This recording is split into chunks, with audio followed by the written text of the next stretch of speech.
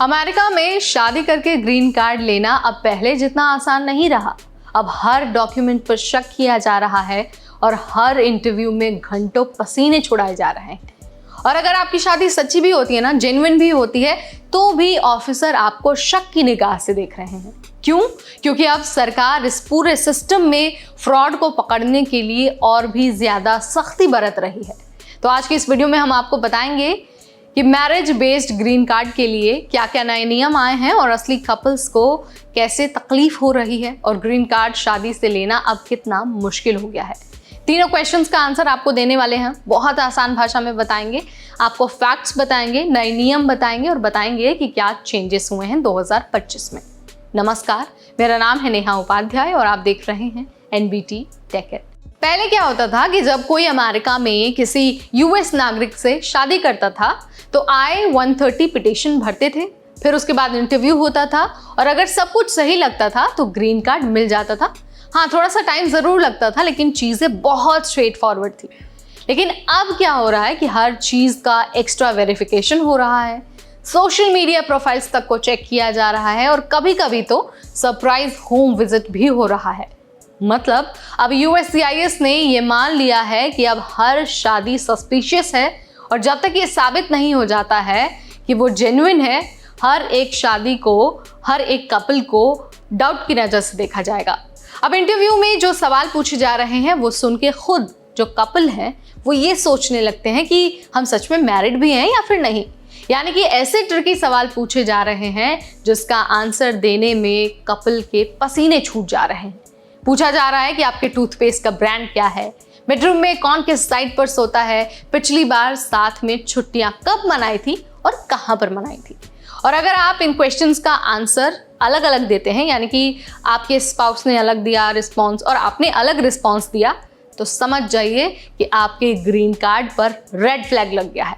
कई बार तो दोनों स्पाउसेस को अलग अलग रूम में बिठाया जाता है और उसके बाद क्रॉस क्वेश्चनिंग होती है, क्योंकि अब सरकार को ये डर है कि बहुत सारे लोग सिर्फ ग्रीन कार्ड के लिए नकली शादी कर रहे हैं।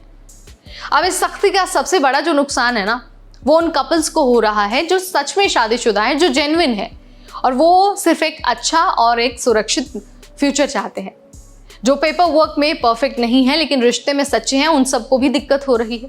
अब सोचे किसी का पार्टनर बाहर का है और वो बस साथ में रहना चाहते हैं, लेकिन उन्हें इतना डाउट किया जा रहा है जैसे कि वो क्रिमिनल्स हो। कुछ लोगों के ग्रीन कार्ड इंटरव्यू सालों से पेंडिंग है, कुछ के वीज़ा रद्द हो रहे हैं क्योंकि शादी को रियल साबित वो कर ही नहीं पाए।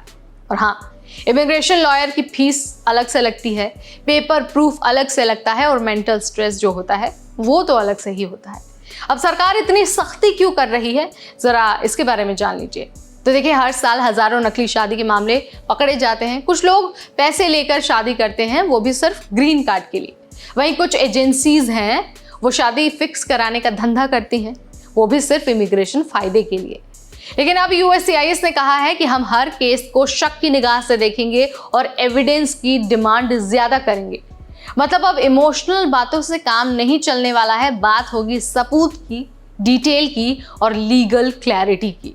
अब अगर आपकी शादी रियल है तो डरने की ज़रूरत नहीं है, लेकिन स्मार्ट बनना आपके लिए बहुत ज़रूरी है। सारे डॉक्यूमेंट्स को आपको रेडी रखना है, marriage certificate, joint accounts, bills, photos और सोशल मीडिया प्रेजेंस, सारी चीज़ें आपको मेंटेन करनी है। यानी कि साथ की जो पब्लिक फ़ोटोज़ हैं और इंटरव्यू में जो कुछ बोला गया है, जो बोला जाएगा, वो साफ़ होना चाहिए, क्लियर होना चाहिए और हाँ, दोनों के जो आंसर्स हैं ना वो सिमिलर होने चाहिए। झूठ आपको नहीं बोलना है, क्योंकि अगर आप एक बार झूठ बोलते हुए पकड़े गए तो पूरी इमिग्रेशन लाइफ आपकी ख़राब हो सकती है। तो देखिए, जो अमेरिका में शादी है ना, वो पेपर वर्क का भी टेस्ट बन गया है। अगर कोई ये सोच रहा है कि चलो ग्रीन कार्ड के लिए शादी कर लेते हैं, तो भाई अब वो चीज़ें पॉसिबल नहीं है।